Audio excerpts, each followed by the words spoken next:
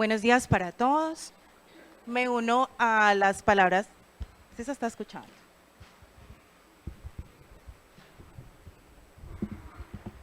Buenos días para todos. Me uno a las palabras del doctor Isauro Barbosa, el gerente, a darles la bienvenida a todos los asistentes, enfermeros y enfermeras profesionales, auxiliares de enfermería y personal en formación que veo muchos, lo cual es muy grato para mí ver tantas personas acudiendo a nuestro llamado. Bueno, hoy voy a hablarles del rol del personal de enfermería en la administración segura de medicamentos. Antes de hablar de la administración segura de medicamentos, es necesario hablar o hacer un recorderis de lo que es la seguridad del paciente. Yo sé que todos lo hemos visto en formación, lo estamos viendo, nos lo explican en las inducciones en las diferentes entidades e instituciones, pero es necesario entonces hacer un recorderis de qué es la seguridad del paciente.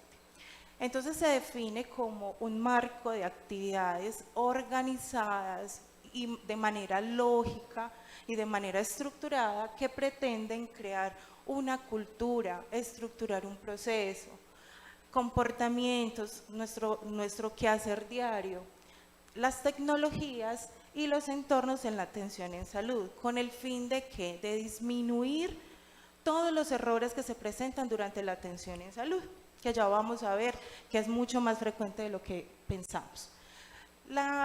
El objetivo principal de la seguridad del paciente como una política mundial y nacional es disminuir los riesgos de forma constante.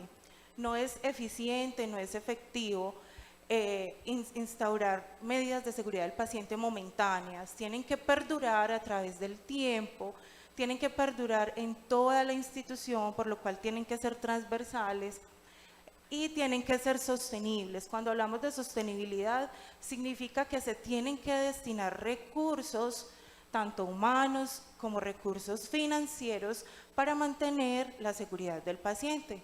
Es necesario que yo le garantice a un paciente que sus barandas estén elevadas con una camilla, ¿cierto? Con una buena camilla.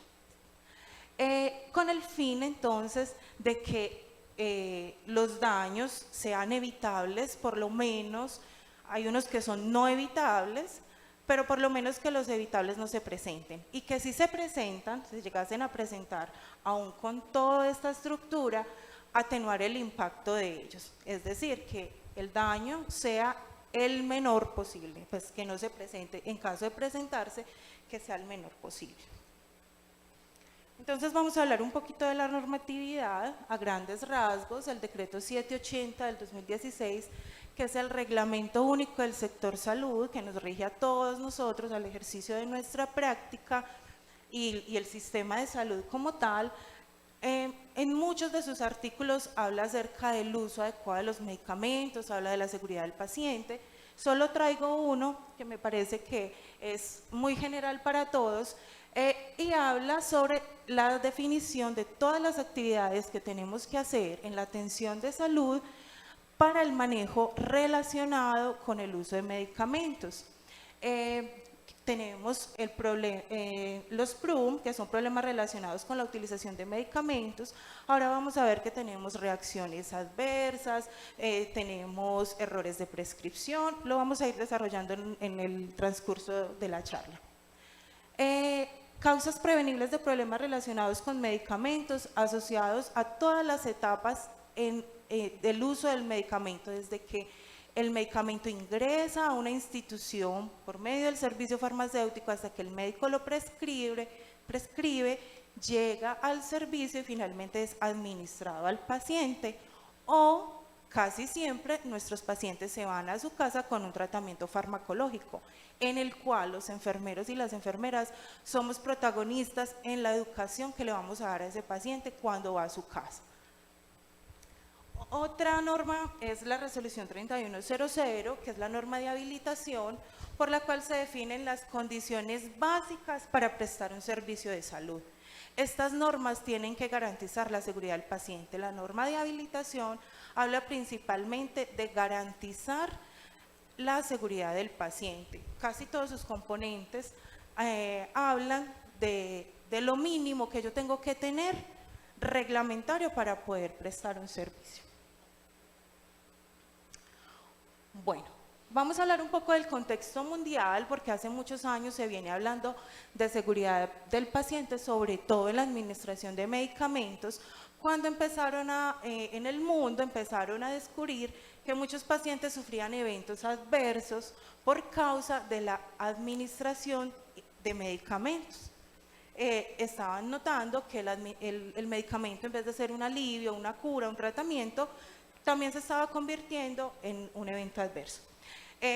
Yo sé que muchos conocen este famoso estudio, pues que ya no está tan actual, pero fue de los primeros en el 2000, hace 23 años, pero fue uno de los primeros estudios y más significativos porque fueron los que nos empezaron a dar, es un conjunto de muchos estudios epidemiológicos donde empezaron a medir y a darse cuenta que los errores humanos, así se llama este estudio, errores humanos, del Instituto de Medicina de los Estados Unidos, y encontraron que entre 44.000 y 98.000 muertes al año debido a errores en la atención médica se debían a la estancia del paciente en una institución, de los cuales el 30% estuvo relacionado con errores en la medicación, un porcentaje bastante amplio, considerando que en un hospital hay diferentes tipos de eventos adversos.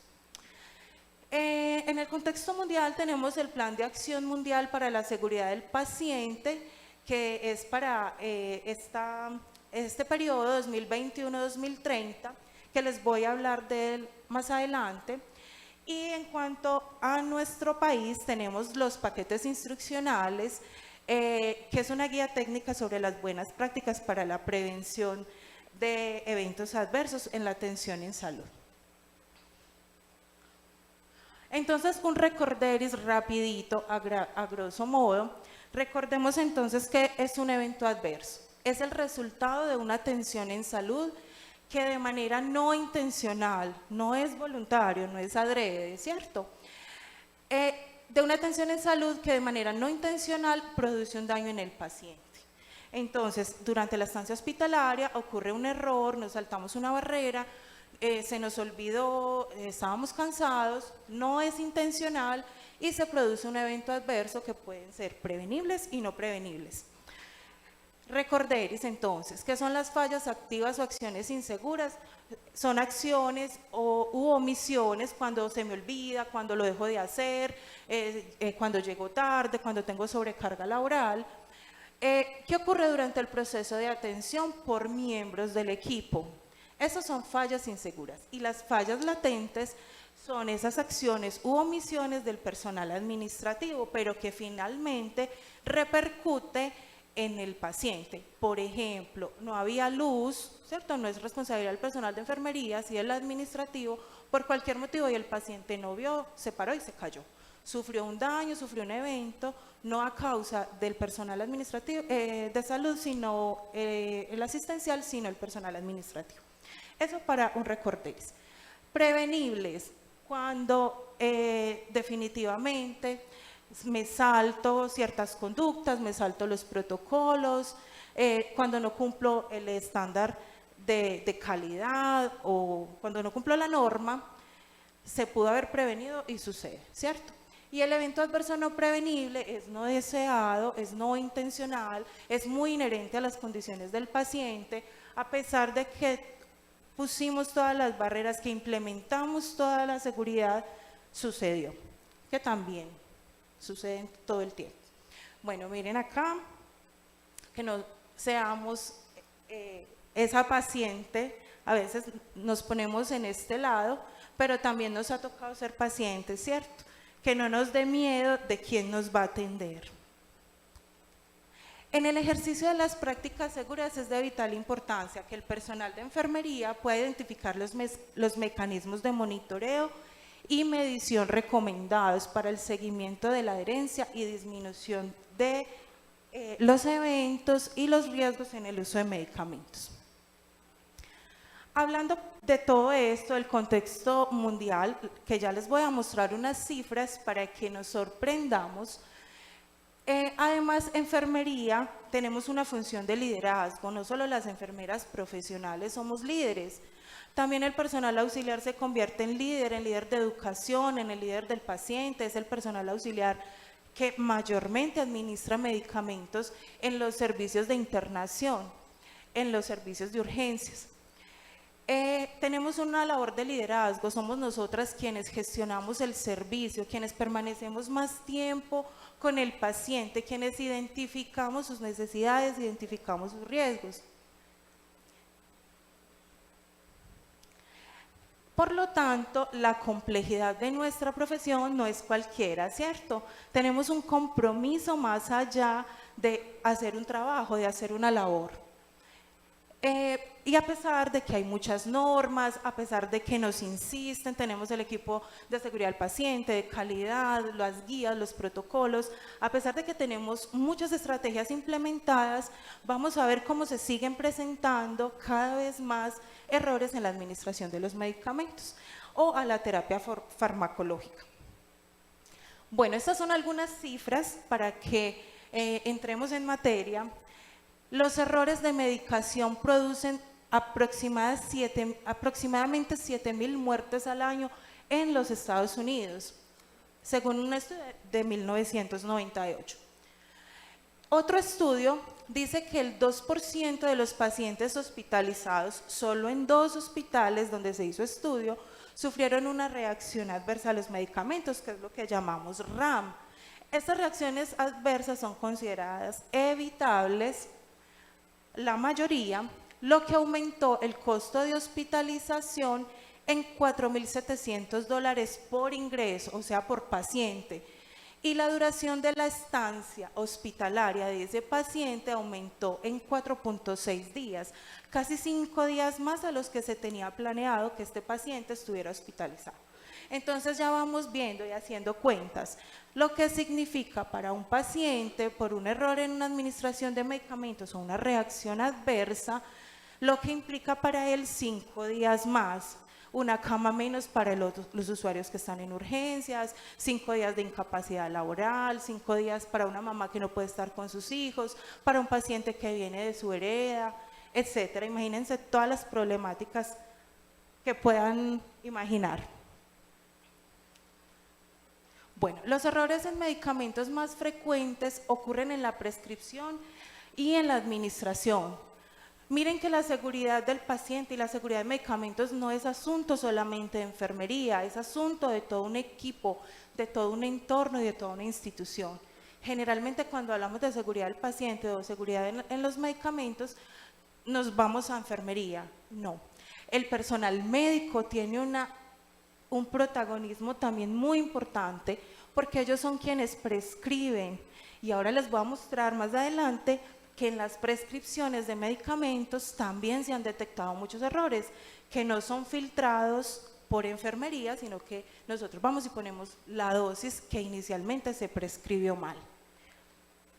La presencia de errores en la administración de medicamentos en pediatría, este es un estudio que se hizo específicamente en servicios de pediatría y neonatología, dice que entre el 5 y el 25% de las consultas o de los ingresos hospitalarios y hasta un 12% de las consultas están relacionadas con la medicación.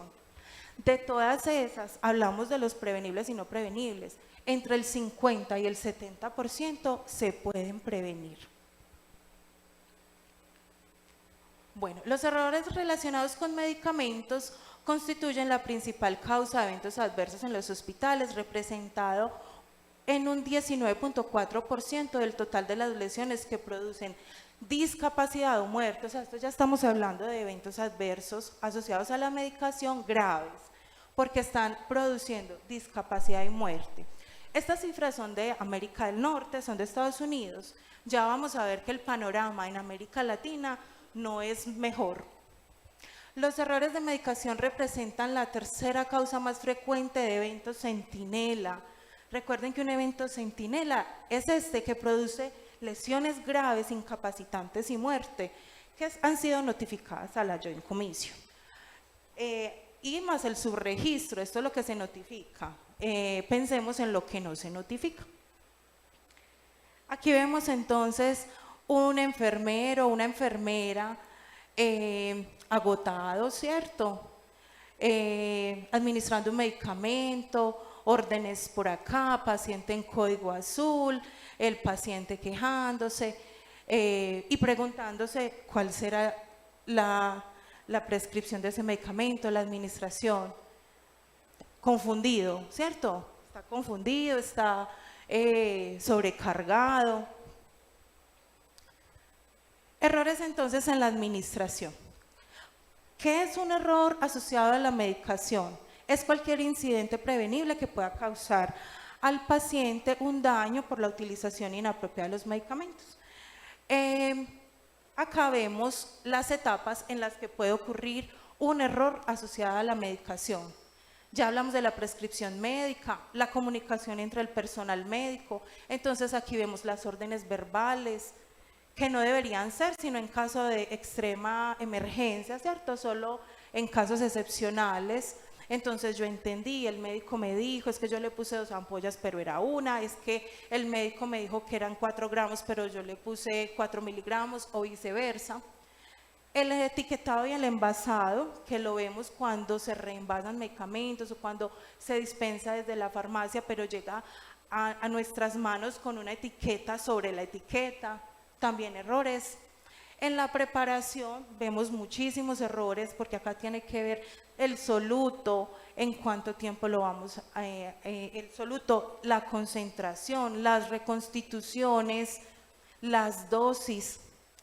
En la dispensación por el servicio farmacéutico, en el almacenamiento, cómo se almacenan en la farmacia y cómo los almaceno yo en mi servicio, y las condiciones de almacenamiento desde el servicio de origen hasta el servicio de destino, si requieren cadena de frío, qué estabilidad tienen los medicamentos.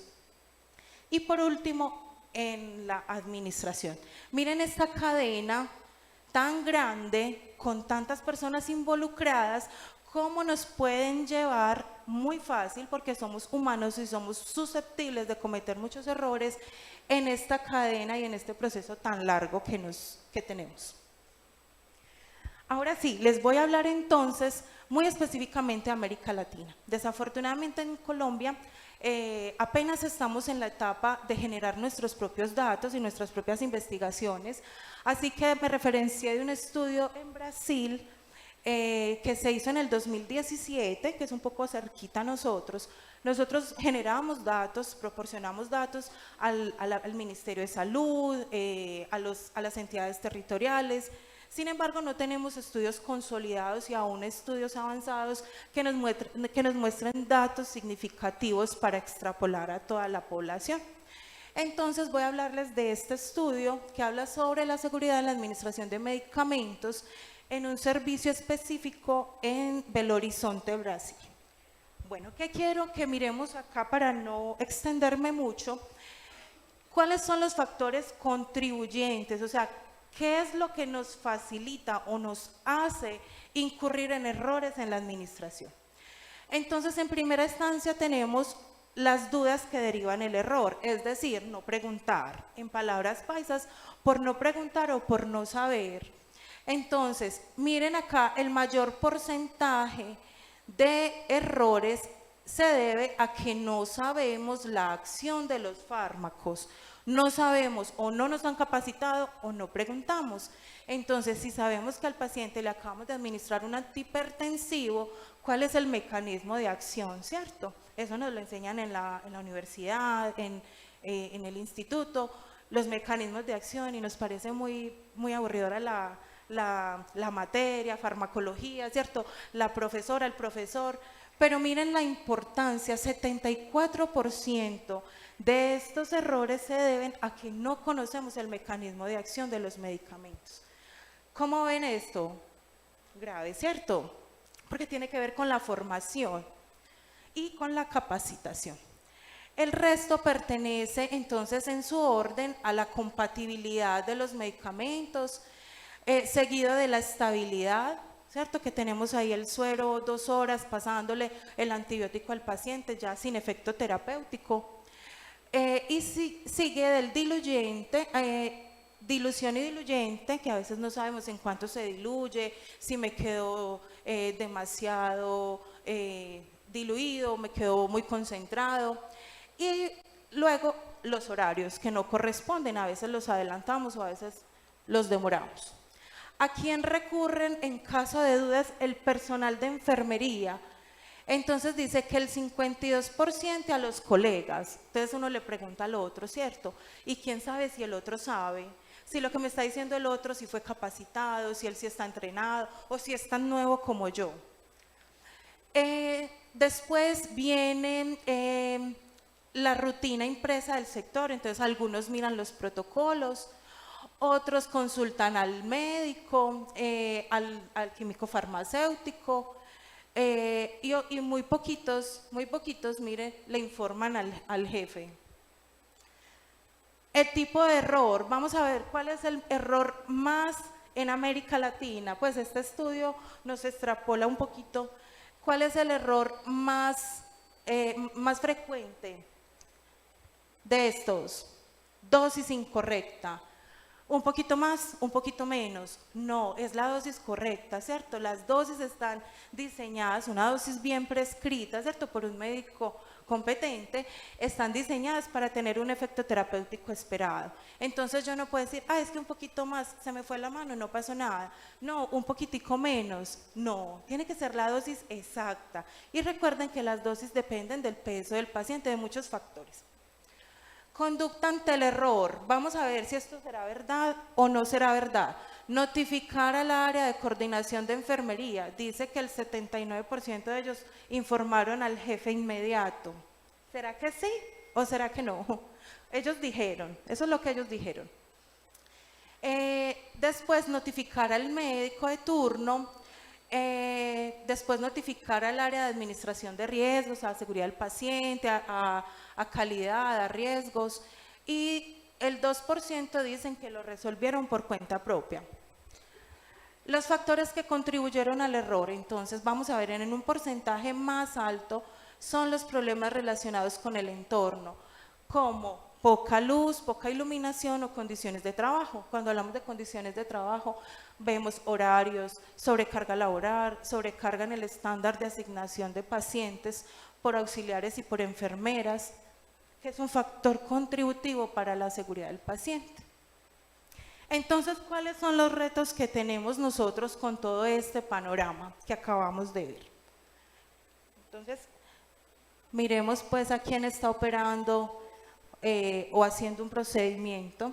No es Gutiérrez, es López. La seguridad en el uso de medicamentos más allá de los correctos. Entonces yo sé que a todos nos han enseñado que los 5 correctos, que los 10 correctos, que ya son 11, que ya son 15, los que sean, ¿cierto? Los que definan las instituciones. Lo importante es poderlo entender y su aplicabilidad en nuestro medio. Entonces tenemos que en la preparación el medicamento correcto, ¿cierto? Que esto no lo sabemos casi todos de memoria. Medicamento correcto, reconstitución y dilución o volumen correcto, indicación y dosis que sea indicado para su patología, la dosis correcta, la vía de administración, la hora de administración. Esto en la etapa previa a la administración, que es la preparación. Y durante la administración, entonces tenemos que sea el paciente correcto, ¿cierto? Que a veces nos hemos equivocado. Este no era el paciente, no era doña María Ríos, sino que era a doña María Cosio. Información al paciente. Recuerden que el paciente hace parte fundamental de su tratamiento y que ellos ya saben, preguntan, conocen, reportan, llaman a la Supersalud, reportan a las secretarías. Y la velocidad de administración del paciente, el registro correcto y el seguimiento que tiene que ver con el seguimiento a reacciones adversas. Entonces, ¿cuáles son los principios que tenemos que tener en cuenta para el uso de medicamentos? Primero, refuerzo lo que acabo de decir, hacer partícipes a los pacientes y sus familias de su tratamiento farmacológico, explicarle la importancia. Si usted no se la toma, se le va a subir la glicemia, bueno, el azúcar, en palabras del paciente. Mire que se le va a dañar el riñón, si abusa de estas sustancias, se puede dañar su hígado, en palabras del paciente. Recuerden que la educación farmacológica es tan importante que se volvió reglamentaria porque ni se la dábamos al usuario.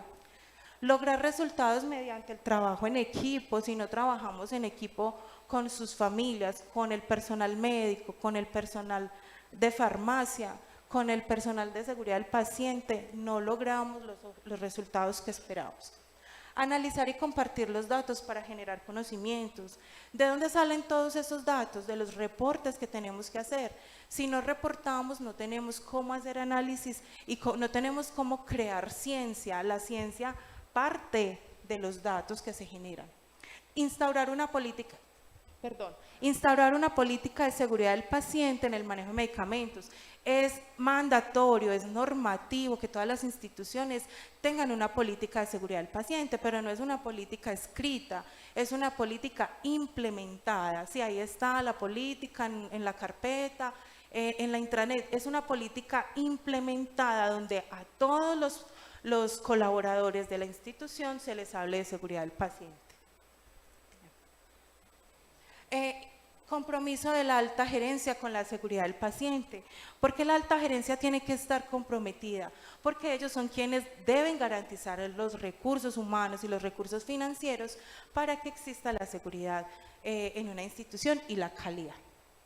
Nuestro llamado entonces, ¿cuál es nuestro compromiso desde nuestro rol como enfermeros? Conformar y liderar equipos multidisciplinarios para mejorar el uso de medicamentos. Esto ya se los dije, el personal médico, enfermera, pacientes, políticas gubernamentales, el entorno hospitalario tiene que ser seguro, ¿cierto? Yo tengo que tener los insumos para lavarme las manos, para canalizar la vena, para diluir los medicamentos. El químico y las secretarías de salud, que finalmente son entes reguladores. Entonces, les había dicho al principio que existe un plan mundial para la seguridad del paciente, que se llama, está diseñado para la 2021-2030 y se llama Hacia la eliminación de los daños evitables en la atención en salud. ¿Cuál es la misión de este Plan Mundial de Seguridad del Paciente? Es impulsar políticas, estrategias y acciones basadas en la ciencia, o sea, no son sacadas porque sí, porque no tenemos que hacer, es que los enfermeros nos ponen más trabajo todos los días. Es fundamentada en la ciencia, la experiencia de los pacientes, el diseño del sistema y las asociaciones para eliminar las fuentes de riesgo y daño evitables para los pacientes y aún para nosotros mismos. Recuerden el estudio que les hablé ahorita, errores de humanos, siempre van a haber errores. ¿Qué tenemos que hacer? Minimizarlos y frenar el impacto. El objetivo entonces de este programa o este plan es lograr en todo el mundo, es mundial, la máxima reducción posible de los daños evitables debido a una atención poco segura. Entonces, para no extenderme más, simplemente quiero mencionarles, no sé si se ve bien, en el ítem 3 o en el criterio 3 dice garantizar la seguridad de cada proceso clínico. Cada uno de estos principios tiene un montón de objetivos estratégicos y un montón de estrategias. Hoy nos convoca solamente pues podría hablarles de todo, pero como estamos hablando de medicamentos, les voy a hablar del objetivo 3 entonces, ¿qué es este? Estos son los 7 objetivos estratégicos. En el 3, seguridad de los procesos clínicos, tenemos 5 estrategias macro grandes, pero yo solamente me voy a referir a esta, que es el reto mundial para la seguridad del paciente, medicación sin daño. Acá hay otros estrategias relacionadas con seguridad del paciente, vamos a enfocarnos solamente en medicación sin daño. ¿Qué nos dice entonces este plan? Que tenemos que crear un ecosistema que interactúen todos los actores y todas las estrategias entre sí. ¿Cómo? Entonces miremos acá. Medición y circuito de retroalimentación, es decir, entre todos interactuamos. Los actores del gobierno, políticas, planes, decretos. Tenemos que hacer unas actividades preliminares que consisten en la priorización de esos eventos adversos, el plan de acción, cómo se adapta las direcciones de los hospitales y cómo se adapta el personal. Y en la parte operativa, o sea, lo que pretendemos es que haya evaluación de referencia, que nos podamos referenciar entre nosotros mismos, planes de acción, equipos de aplicación, mejorar la seguridad del paciente y reducción continua de los daños. Todo esto tiene que interactuar. No podemos hacer seguridad del paciente nosotros solos, necesitamos todo un entorno y un ecosistema que nos lo garantice. Bueno, ¿cuáles son entonces las prácticas seguras que debe implementar el personal de enfermería? Entonces, primero, farmacovigilancia. La farmacovigilancia, entonces, hablamos de la ciencia, es una ciencia y son actividades relacionadas con la detección, evaluación, entendimiento y prevención de los eventos adversos o cualquier problema relacionado con la medicación. Entonces, farmacovigilancia tiene un montón de actividades, normas, tenemos un líder que es el químico farmacéutico, sin embargo, nosotras también hacemos farmacovigilancia porque somos nosotras quienes administramos. Entonces, ¿qué debe tener un programa de farmacovigilancia o qué acciones debemos implementar nosotras? ¿Por qué se llama farmacovigilancia? Porque tenemos que ser garantes o vigilantes del uso adecuado de los medicamentos. Prescripciones estandarizadas. Se pretende que todas las prescripciones, tal como las ordena el médico, así lleguen al personal de enfermería, de igual manera lleguen al personal de farmacia para que no hayan errores cuando yo transcribo, cuando yo lo hago manual o lo hago verbal. La idea es que las prescripciones médicas estén estandarizadas por medio de tecnologías y por medio de software que me den la garantía que desde principio al final la orden es igual. Gestión de medicamentos de alto riesgo. Todos manejamos medicamentos de alto riesgo que sabemos que más allá de rotularlos, tenerlos bajo llave o tenerlos vigilados, son medicamentos que al administrarlos tenemos que poner mucho más cuidado. Vuelvo y repito la dosis, vuelvo y consulto, rectifico, jefe si es tanto, rectifico la dosis con el médico, miro los eventos adversos en el paciente. Y recuerden que no todos son eventos adversos, también tenemos efectos secundarios que aunque son esperados, no son deseables y no se deberían presentar. Y somos nosotras entonces quienes detectamos e informamos los efectos de esos medicamentos de alto riesgo. Tenemos los medicamentos LASA, que son los que se parecen, en apariencia son parecidos o, valga la redundancia, o suenan igual. Entonces tenemos el tramadol de 100 miligramos, pero también tenemos de 50.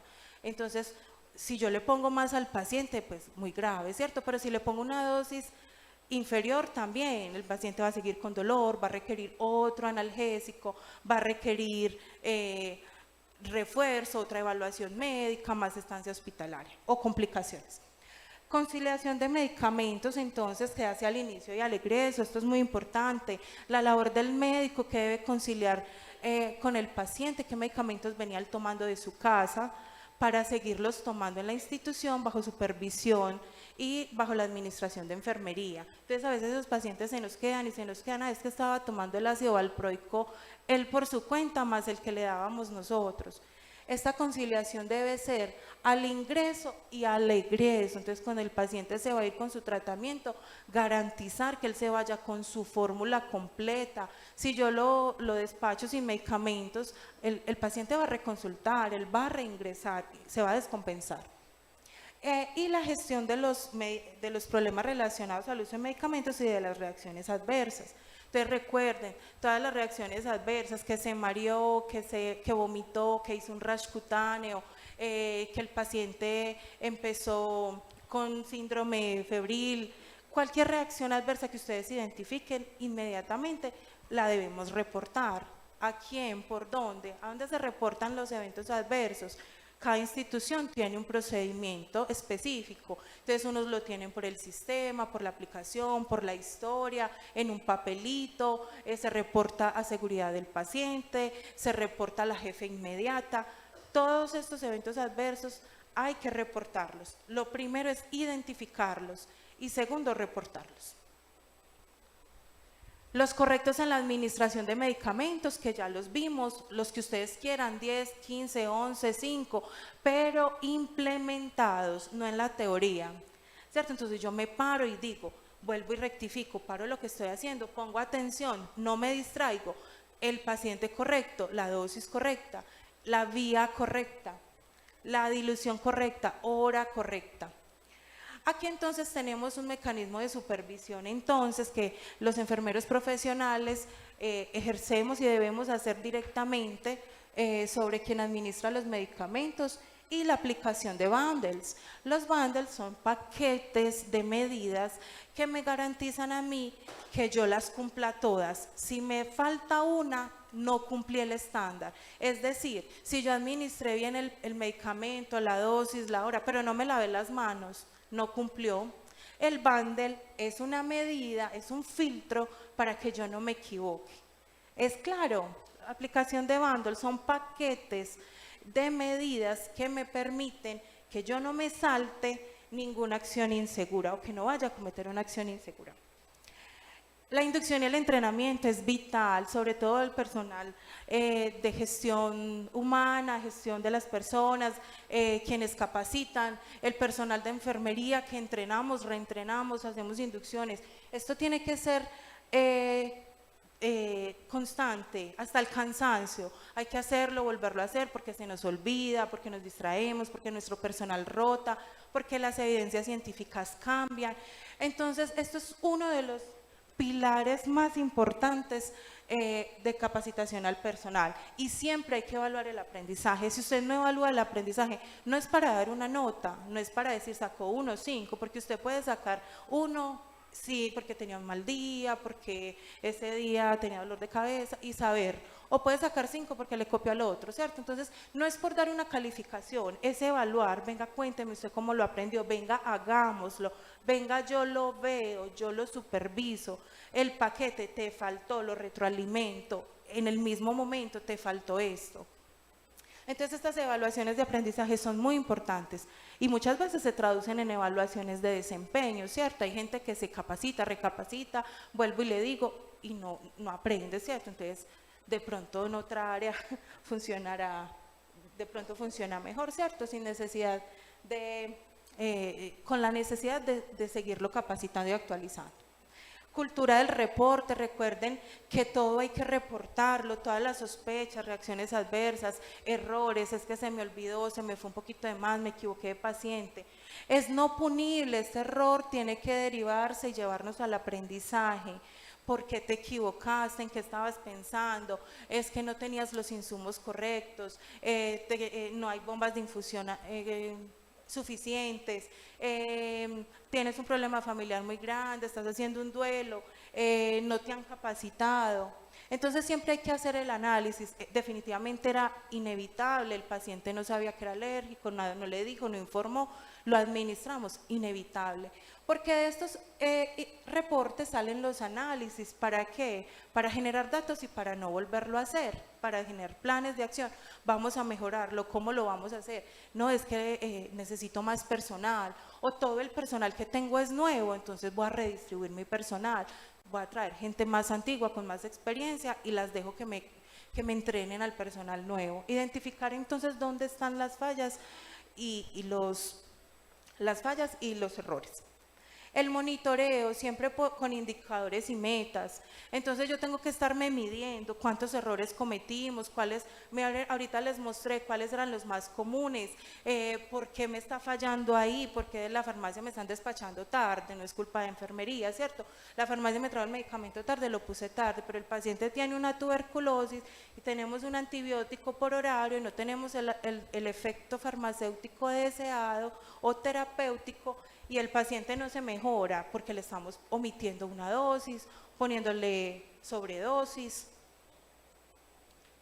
También para llevarnos a un aprendizaje organizacional. Educación al paciente y cuidadores, que de esto ya hablamos al inicio. Estandarización de guías y protocolos farmacoterapéuticos. Entonces ustedes van a encontrar que en las instituciones ya tenemos tablas donde consultar, manuales. Entonces ya sabemos que la clindamicina siempre la vamos a poner de tal manera en los pacientes adultos, pero ojo que esta estandarización no se nos puede volver una regla general, ¿cierto? Habrán necesidades específicas para pediatría, necesidades para los adultos. Listas de chequeo, verificación cruzada. ¿Qué es una verificación cruzada? Cuando yo lo hago doble, miro la manilla del paciente, pero también miro su tablero, o le pregunto a su paciente para no equivocarme, o hago una lista de chequeo donde yo tenga que decir si cumplo o no cumplo para no equivocarme. La medición de adherencias, entonces de todo lo que implementamos y de todas estas medidas, cuánto estoy cumpliendo y cuándo no. Errores de humanos. Encubrir el error es imperdonable y no aprender del error es inexcusable. Entonces lo malo no es equivocarnos, ¿cierto? Lo malo es que no analicemos, no reportemos, no haya un análisis, que no se genere un aprendizaje de toda esa cadena, de todos esos análisis que tenemos que hacer. No nos dé miedo reportar. De ahí es que salen los datos para identificar dónde me equivoqué, dónde fallé, qué está fallando del sistema, del ecosistema que les hablé ahorita. Entonces, para terminar, desarrollar y fortalecer el conocimiento técnico en el uso de medicamentos y habilidades para la aplicación de prácticas seguras en el personal. Todo esto debe tener un fin, que es mejorar la seguridad en la utilización de los medicamentos, identificar las barreras y defensas de seguridad más importantes para aplicarlas. Y todo esto que nos ha proporcionado el medio, la institución, las políticas, las capacitaciones, el entrenamiento, hacer uso de todas estas herramientas que tenemos. Y al principio de la presentación yo les había mostrado una caja de herramientas que es la definición de seguridad del paciente. Aquí tenemos una caja de herramientas, estoy concluyendo, una caja de herramientas que nos dan a nosotros, la universidad, las instituciones, los pacientes, nuestra experiencia, nuestros títulos, acá las tenemos. ¿Cuál es la clave?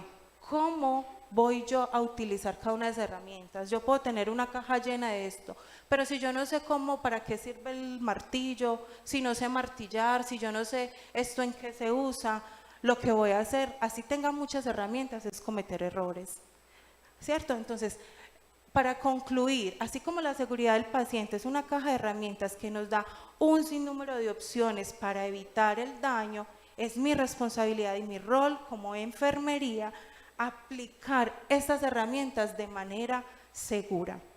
Muchas gracias.